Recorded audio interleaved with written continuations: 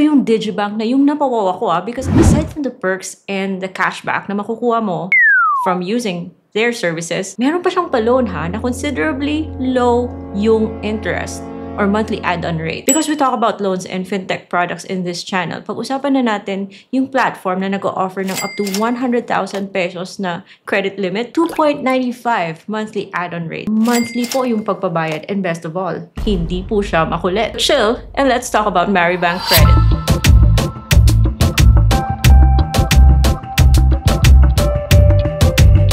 Hello lahat, this is Ate Red, and here in my channel, I talk about fintech stuff.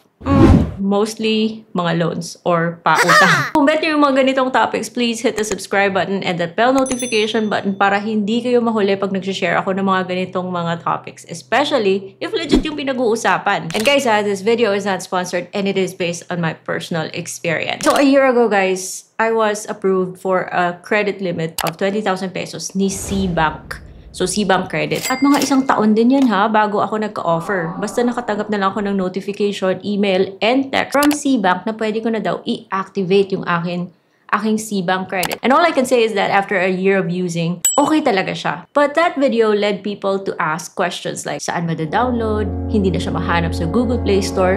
Paano magkaroon? Don't look for SeaBank or SeaBank Credit because SeaBank is now known as Maribank and therefore yung SeaBank Credit is now known as Maribank Credit. So guys, hindi ko inakala na makakatanggap ako ng notification that goes something like this. Congratulations, your Maribank Credit is now 40,000 pesos. Log into your Maribank app and go to Maribank Credit to see more details and apply for a loan. Why not, diba? Kasi nasa 2.95 lang yung kanyang add-on rate. So obviously guys, when you make payments on time, the bank will eventually increase your credit limit. Nakakagana siyang gamitin if that's the case, diba? But of course, it also depends on individual credit assessment kung kailan at magkano yung magiging increase mo or yung initial credit limit mo. Of course, assuming na okay yung credit standing mo with other lending companies, kasama na rin dyan yung mga lending apps. Masasabi mo talaga na okay talaga tong si Maribank Credit because you get a credit limit of up to 100,000 pesos. Revolving siya. And it's way better than Ola So you only pay for the amount that you've borrowed through installments on a fixed date. At kung may natitira ka pang credit limit, pwede mo yung gamitin when needed. But of course guys, you need to follow your due date to avoid any problem. Take note that Maribank Credit is not an Ola, so don't treat it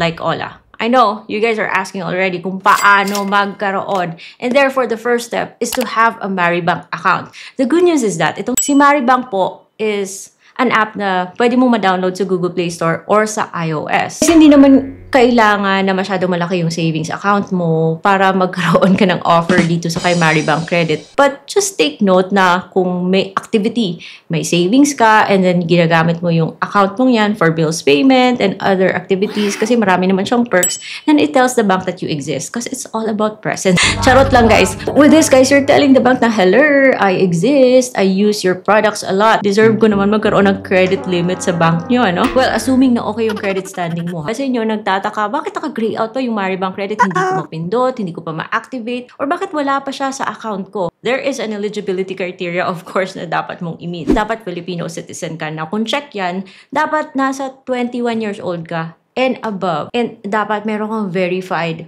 Maribank deposit account. Because as an app, anybody I think can have a Maribank account. Pero kailangan mo mag-submit ng valid government IDs para ma-verify yung Maribank accounts nyo. And dito sa email na mismo, parang na-discuss na rin niya yung overview ng product na to. Ginawa ko lang lahat sa SeaBank Credit. Wala na siya masyadong ibang documents na hiningi kasi may account na ako with SeaBank tapos ano na siya, verified na siya. Alam na natin na at this point na kahit na sinasabi ng bangko na up to 100,000 pesos yung pwede niyang ibigay sa'yo as credit limit, but it depends on individual credit assessment kung magkano yung magiging initial credit limit mo. And syempre, dali-dali rin akong pumunta sa aking SeaBank or Maribank. Nakakagulat, nakita ko yung apply now or activate now. Pag kinlik mo yung activate, expect ka na hingi po siya ng mga personal information at kung ano mang information na hindi mo na-supply when you verified your SeaBank or Maribank account, hihingi po siya ng 2 contact reference. But since bank naman siya and it's regulated by Bangko Sentral ng Pilipinas, you can count na safe yung information mo sa facility na to. Hihingi din siya ng access sa iba mong contacts. Pero guys, just one quick tip, magbigay po ng heads up sa kung sino mang gagawin natin as reference, okay? And then pagkatapos pag-submit, may congratulations na agad. And syempre, pag nag-congratulate siya, Doon mo malalaman kung magkano yung credit limit mo initially. So yung sa akin, that was 20,000 pesos at isang taon din bago siya at naging Maribank na siya, saka ako nagkaroon ng increase. Pero okay na rin, naging times 2. So from 20,000, naging 40,000 pesos. Siyempre sa pag-claim guys, kailangan mag-login ka muna sa Maribank. Pag-click mo ng withdraw, siyempre mapupunta ka na doon sa kanyang parang calculator na rin because doon mismo malalaman mo what to expect from with every loan na i-claim mo or i-avail mo sa bangkong to. For example, sasagarin mo yung 40,000 pesos at magti 3 months ka lang, makikita mo doon na yung monthly installment mo for the next 3 months would be 14,513.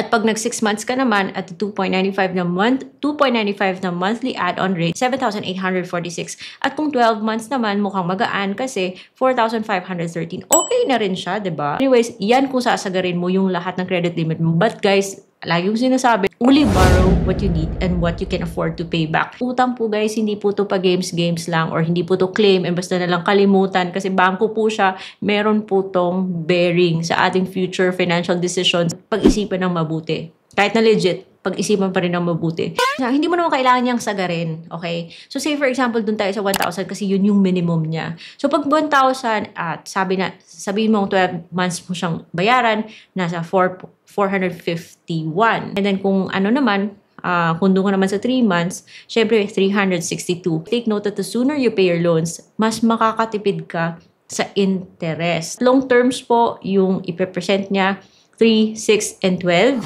Nasa inyo na yan, ha? Decision nyo yan. And take note na 0 po yung processing fee. Pero meron naman siyang ikakaltas na documentary stamp fee. Maliit lang naman yan eh. And documentary stamp fee is imposed by the Bureau of Internal Revenue and documents which include loan agreements to validate and legalize your execution. Ibang klase din to ha, kasi like I said, bangko po. So siniseryoso po natin yung pag-agree sa mga loan documents na pinipresent ng bangko. Pag i-claim mo to, hindi siya yung parang auto-disburse or whatnot. Kung hindi mo siya i-claim mo lang mangyayari.